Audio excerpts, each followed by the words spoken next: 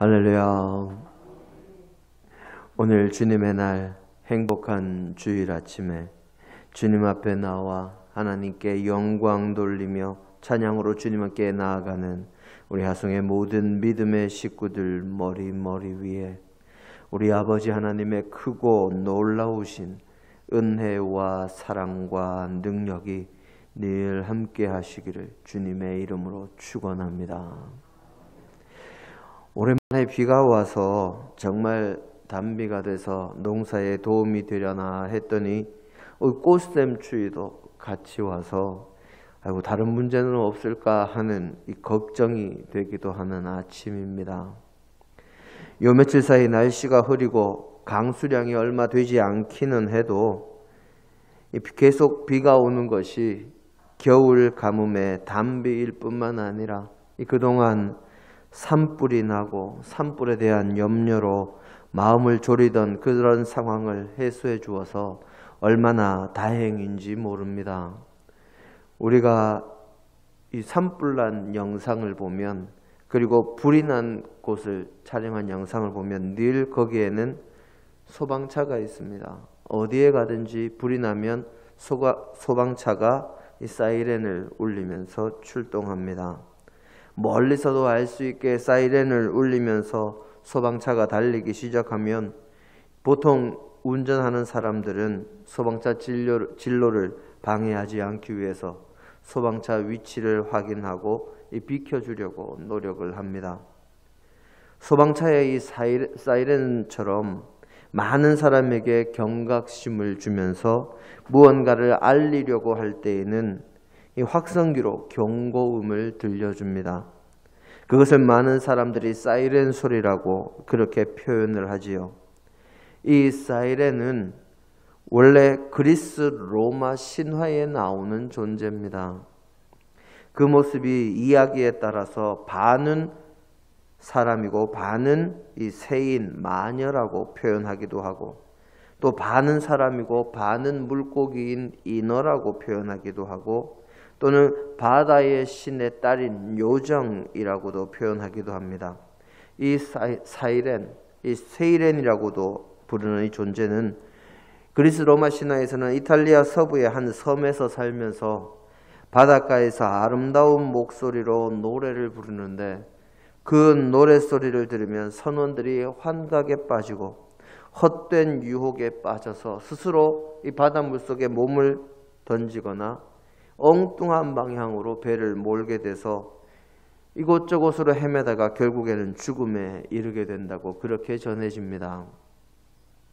그리스 로마 신화의 영웅 중에 한 사람인 오디세우스가 이 사이렌이 노래를 부르는 바다를 지나갈 때 어떻게 지나가야 할까 고민하다가 이 마녀 키르케라는 마녀가 해준 충고대로 선원들의 귀에다가 밀랍을 넣어서 소리가 아무것도 들리지 않도록 꽁꽁 막습니다. 그렇게 하고는 그 바다를 무사히 지나갔다고 이야기를 하고, 또 아르고호를 탄 그리스 신화의 오르페우스라는 영화는 이 사이렌의 바다를 지나갈 때 아폴론이 준 악기인 리라를 연주하면서 아주 멋지고 커다란 목소리로 아름답게 이 노래를 부르므로 다른 선원들이 사이렌의 노래소리를 듣지 못하게 하므로 바다를 무사히 지나갔다고 그렇게 이야기하기도 합니다. 사람을 현혹하면서 자살하게 만들거나 이리저리 방황하다가 죽음에 이르게 하는 이 엄청난 유혹이 담긴 사이렌의 노래를 이 귀를 막고 듣지 않거나 다른 더 멋진 소리를 들려줌으로 그 모든 유혹을 이겨냈다 하는 것이지요. 오늘 우리의 본문 말씀도 우리에게 유혹을 이기는 방법에 대해서 가르쳐주고 있는 말씀입니다. 오늘 우리의 본문은 주님께서 십자가를 지시기 직전의 상황을 묘사한 대목 가운데 한 구절입니다.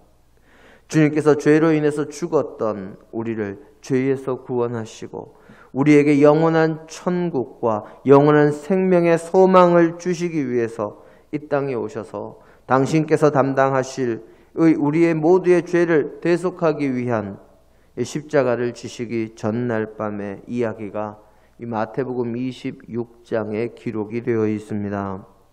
주님께서는 이미 자신을 배반한 유다와 함께 식사의 자리에 앉으셨고, 그곳에서 아직도 당신의 가르침을 제대로 알지도 못하고 이해하지도 못하고 깨닫지도 못하고 그저 주님을 따르다가 주님 옆에서 권세를 누려보리라는 생각으로 가득한 그런 제자들을 보시며 걱정이 가득하신 가운데 마지막 유월절 만찬을 나누십니다. 그곳에서 주님께서는 당신의 사역과 가르침에 대해서 더욱 깊은 이해와 기억을 남겨주시기 위해서 제자들에게 세종례와 성만찬을 제정해 주십니다. 예수님과 제자들은 모두가 하루 종일 하나님의 나라를 위해서 사역을 하고, 그리고 명절을 맞이해 저녁 식사를 하기 위해서 이 다락방에 준비된 식탁에 둘러앉았습니다. 하루 종일 밖에 있었으니 저녁을 먹기 전에 발도 씻어야 될 것이고 손도 씻어야 할 터인데 제자들 가운데 아무도 움직이지를 않습니다. 어쩌면 피곤했기 때문일 수도 있고 조금 힘이 들고 이랬을 수도 있지만, 그보다는 발 씻을 물을 준비하는 것은 이 유대인들의 생각에서는 비천한 사람, 하인들 중에서도 가장 낮은 사람이 하는 것으로 유대인들에게는 인식이 되어 있었기 때문에 제자들은 서로가 자신이 제자들 가운데서 제일 큰 자다, 제일 높은 자다 하고 서로 말다툼하고 있는 그런 상황이니 아무도 그 비천한 일을 위해서, 남을 섬기는 일을 위해서 움직이는 사람이 없었습니다. 주님께서도 지금 당장 손도 제대로 씻지 못하시는 상황에 누군가 발 씻을 물, 손 씻을 물을 가져다 주기만 바라면서 서로 눈치만 보고 있습니다. 그때 주님께서 먼저 일어나셔서 겉옷을 벗으시고 허리에 수건을 두르시고 대야에 물을 떠서 제자들의 발을 씻겨 주시기 시작합니다. 하인 중에서도 가장 비천한 자가 하는 발 씻을 물을 준비하는 일만 하시는 것이 아니라 제자들의 발을 직접 씻기시기까지 하십니다. 그제서야 제자들이 당황해서 어쩔 줄을 몰라 합니다.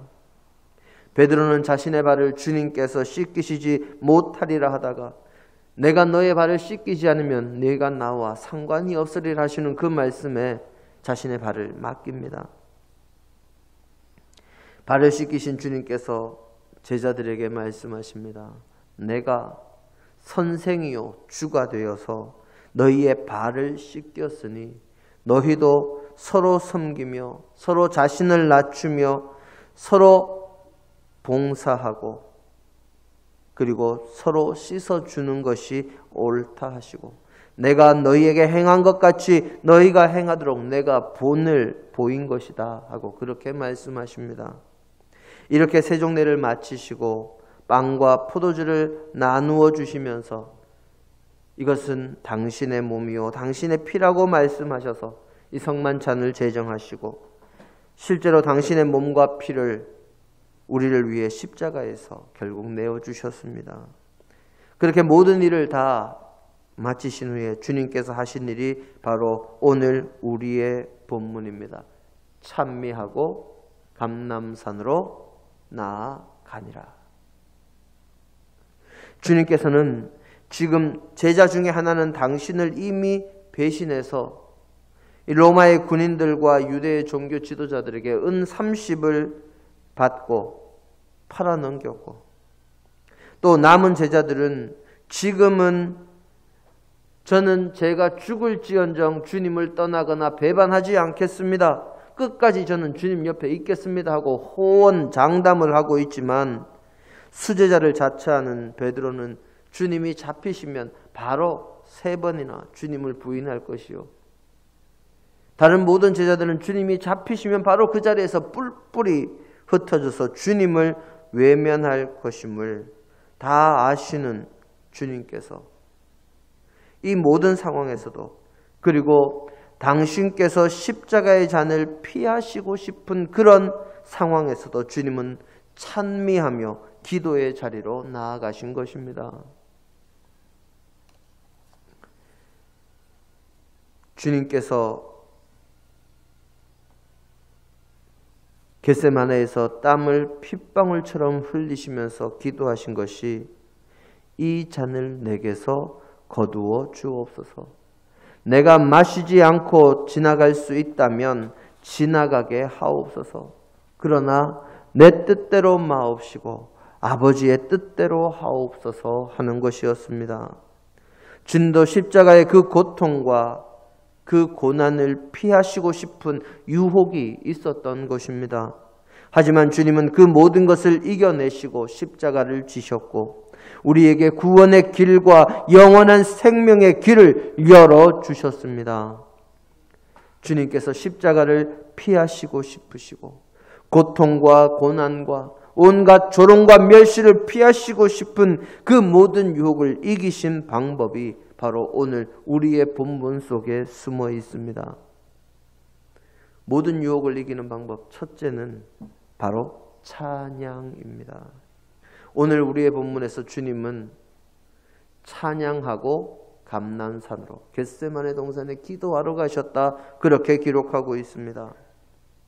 그리스 로마 신화에서 황금양의 털가죽을 찾기 위한 이 아르고호 원정에서 사이렌의 바다를 지나갈 때 오르페우스가 사람을 유혹하는 사이렌의 노래소리를 다른 노래소리로 이겼다고 하는 것처럼 우리의 삶에서 우리의 신앙생활에서 우리에게 여러 가지 유혹과 시험이 다가올 때 우리는 우리의 마음을 하나님께 향하고 찬양으로 하나님께 영광을 돌림으로 세상의 유혹을 이겨낼 수 있습니다. 주님께서는 제자들에게 배신과 부인 그리고 외면을 당하실 것을 이미 알고 계신 상태에서 그 마음의 고통과 그 아픔과 당신의 십자가를 거부하시고 싶은 그 모든 유혹을 찬양으로 이겨내셨습니다. 오늘 우리의 본문에서 주님께서는 찬양을 부르시고 감람산으로 가심으로 거부하고 싶은 마음이 들기도 했던 십자가로 한 발 더 가까이 나아가신 것입니다. 오디세우스처럼 귀를 막아서 들리지 않게 하는 것으로 세상의 유혹을 이길 수 없습니다. 듣지 않아서 세상의 유혹을 이길 수 있다면 늘 귀를 막고 살면 되겠지요. 그런데 그렇게만 살 수 없기에 우리는 찬양으로 유혹을 이겨내야 합니다. 우리에게 오는 유혹은 그저 그것을 듣지 않고 보지 않는 것으로 막을 수 있는 것이 아닙니다. 오직 하나님을 향한 마음, 하나님의 은혜에 감사하는 마음, 하나님의 도우심과 역사하심에 기뻐하며 찬양하고 영광 돌리는 그 마음만이 세상의 유혹에 흔들리고 현혹되어서 넘어지려는 나의 마음을 붙잡아주고 막아줄 수 있습니다. 찬양이 넘치는 곳에 은혜가 넘치고 찬양이 넘치는 곳에 주님께서 함께 하십니다. 유혹을 이기는 방법 두 번째는 기도입니다. 주님께서도 십자가를 지시기 싫어하시던 그 마음, 그 고난의 길을 멀리하고 싶으셨던 그 마음을 기도로 극복하셨습니다. 우리 믿음의 사람들이 참으로 잘못 생각하는 것 중에 하나가 기도가 무엇이냐 하는 것입니다. 기도가 무엇입니까? 우리 기도는 왜 합니까? 그리고 무엇을 위해서 우리는 기도합니까? 기도는 하나님과 나와의 소통입니다.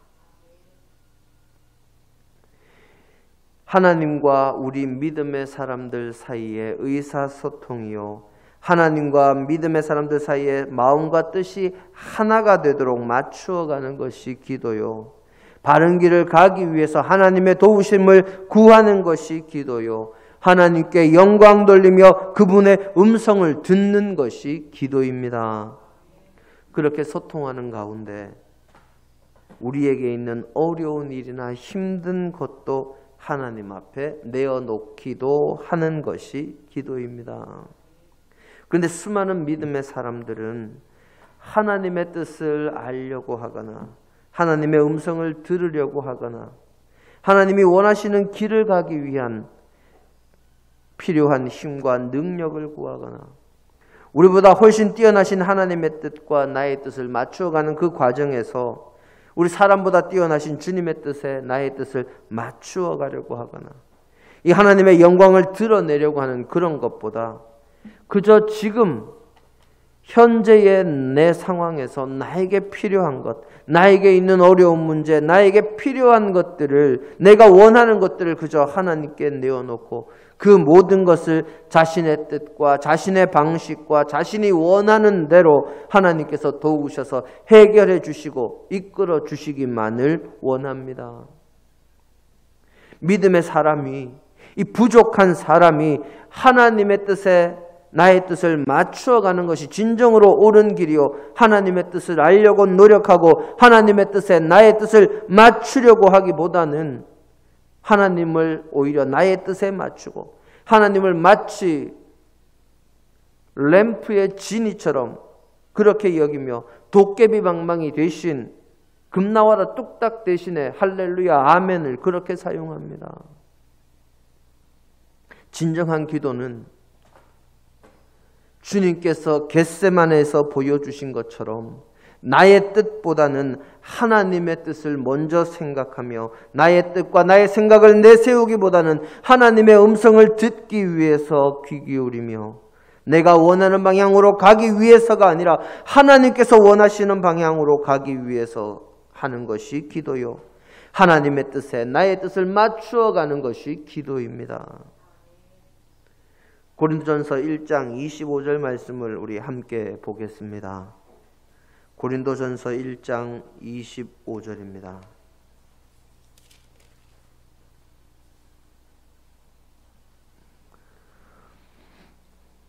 우리 화면에 나온 말씀을 함께 봉독하십니다.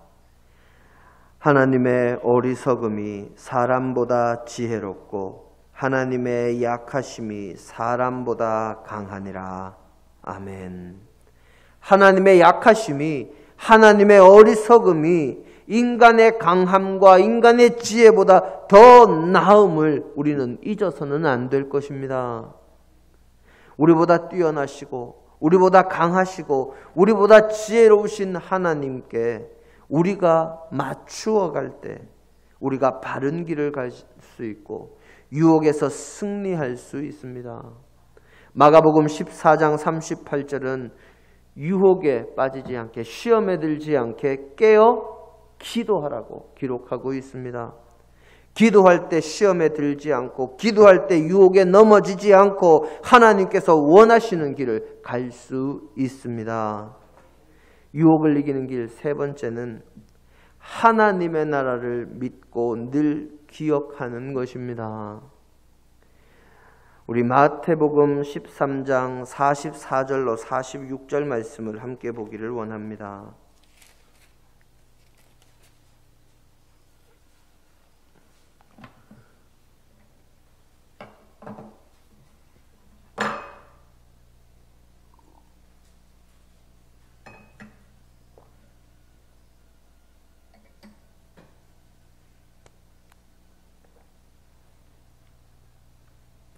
(44절부터) (46절까지) 함께 한 목소리로 봉독하십니다. 천국은 마치 밭에 감추인 보화와 같으니 사람이 이를 발견한 후 숨겨두고 기뻐하며 돌아가서 자기의 소유를 다 팔아 그 밭을 사느니라. 또 천국은 마치 좋은 진주를 구하는 장사와 같으니 극히 값진 진주 하나를 발견하매 가서 자기의 소유를 다 팔아 그 진주를 사느니라. 아멘.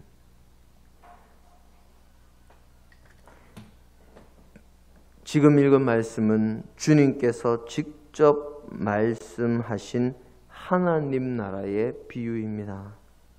이 비유는 아주 귀한 것을 알게 되고 보게 된 사람이 그것을 차지하기 위해서 자신이 가진 모든 것을 바친다 하는 이야기입니다.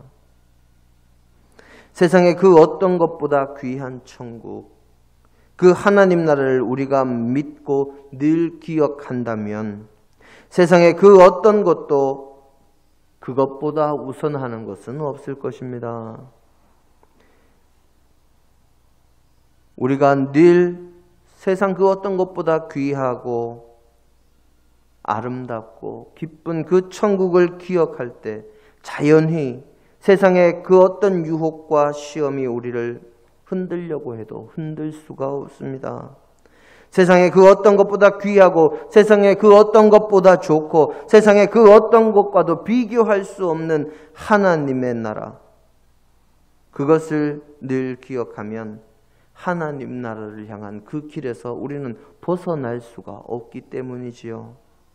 세상의 많은 물질도, 세상의 놀라운 영화도, 세상의 높은 권세와 세상의 놀라운 권세도, 세상의 높은 명예도, 세상의 그 어떤 쾌락과 즐거움도, 그 어떤 것도 가장 좋은 것, 영원한 것, 하나님의 나라를 이길 수 없고 바꿀 수 없습니다. 그래서 우리가 하나님의 나라를 생각하면 세상의 것에 대한 집착과 미련을 버릴 수 있고, 세상에 대한 미련과 집착이 사라질 때 세상의 유혹에서 벗어날 수 있는 것입니다. 주님을 찾아왔던 부자 청년도 하나님 나라의 부하가 얼마나 귀한 것인지, 얼마나 좋은 것인지를 알았다면 잠시뿐인 세상에서의 물질 때문에 근심하며 돌아가지는 않았을 것입니다. 유혹을 이기는 세 번째 길은 하나님 나라를 늘 기억하는 것입니다. 마지막으로 유혹을 이기는 네 번째는 우리의 곁에 늘 하나님께서 계심을 잊지 않는 것입니다. 많은 사람들이 죄의 유혹에 흔들릴 때 유혹에 넘어지게 하는 아주 결정적인 말들이 있습니다. 이번 한 번뿐인데 어때? 또 다른 하나는 아유 남들도 다 하는데 뭘? 그리고 마지막 결정타는 아무도 안 보는데 어때? 하는 말입니다. 세상 사람들은 그럴 수 있습니다. 세상 사람들은 몰라도 우리 믿음의 사람들은 이 말들에 흔들리면 안 됩니다. 적어도 아무도 안 보는데 어때? 하는 말은, 그 유혹의 말은 우리 믿음의 사람들에게는 완전히 틀린 말입니다. 우리 믿음의 사람들이 하나님을 고백할 때, 하나님의 속성에 대해서 고백할 때 어떤 분이라고 고백합니까? 전지전능하시고 무소부재하신 분이라고 그렇게 이야기합니다. 전지전능, 전지 모든 것을 완전하게 하시고 전능 모든 것을 다 하실 수 있는 능력이 있고 무소부재 계시지 않는 곳이 없다. 그러니까 어디에나 계신다 하는 그 말이 우리의 신앙의 고백입니다. 하나님께서 모든 것을 아시는데, 하나님께서 어디에나 계신 분이신데 아무도 안 보고 아무도 모른다 하는 말은 우리 믿음의 사람들에게는 더 이상 통용이 될 수 없는 말이지요. 그리고 하나님께서 지금 나와 함께 하시고 지금 내 곁에 서 계시고 지금 나의 모든 것을 보시고 계시고 나의 마음까지도 알고 계시는데 아무도 안 본다는 말, 아무도 모른다는 말, 우리 믿음의 사람에게서는 나올 수 없는 말입니다.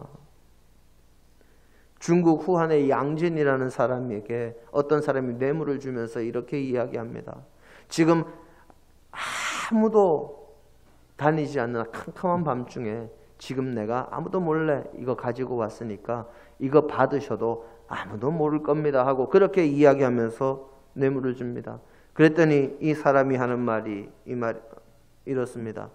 천지지지 아지자지. 이 말은 하늘이 알고 땅이 알고 내가 알고 당신이 안다. 이렇게 다 아는데 뭘 아무도 모른다는 것이냐 하고 그것을 물리쳤습니다. 애굽의 12대장 보디발의 집에서 가정총무로 일하던 요셉은 억울하게 형들에게 팔려서 노예로 끌려왔지만 늘 하나님 앞에서 바르게 살려고 노력했습니다. 그래서 자신을 유혹하는 보디발의 아내에게 하나님 앞에서 내가 범죄할 수 없다 하며 거절했지요. 늘 하나님께서 나와 함께 하시고 내 곁에 계시다는 것, 이것을 라틴어로 코람데오, 하나님 앞에라고 그렇게 표현을 합니다. 그리고 이것을 내가 하나님 앞에 있고 하나님께서 늘 나와 함께 하시면 나를 지켜보신다, 내가 하나님 얼굴 앞에 있다 해서 하나님 면전의식이라고 그렇게 표현을 합니다. 이 하나님 면전의식을 가지게 되면, 하나님께서 늘 나와 함께 하시겠다는 것을 기억하게 되면 우리는 어떤 유혹도 이길 수 있습니다. 사랑하는 성도 여러분, 우리가 세상에서 살아갈 때 세상의 수많은 유혹이 우리를 향해 닥쳐옵니다. 그 수많은 유혹을 이길 힘은 하나님의 은혜를 생각하며 찬양하는 것이요, 하나님의 뜻에 나의 뜻을 맞추어가는 기도요, 언제나 하나님 앞에서 살고 있다는 하나님 면전의식이요, 영원한 하나님 나라를 바라보는 믿음에서 나옵니다. 언제 어디서나 이것을 잊지 말고 항상 유혹 앞에서 승리하는 믿음의 백성들이 다 되시기를 주님의 이름으로 축원합니다. 함께 기도하십니다. 아버지 하나님, 주님을 믿고 온전히 의지할 때 모든 유혹과 시험에서 승리할 수 있음을 저희가 잊지 말게 하시고, 기쁨으로 찬양하며 주님의 뜻을 생각하며 기도하며 영원한 하나님 나라를 바라고 하나님께서 나와 함께 하심을 잊지 않는, 그래서 유혹에 지지 않는 승리하는 믿음의 백성이 되게 하옵소서. 예수님 이름으로 기도드립니다. 아멘.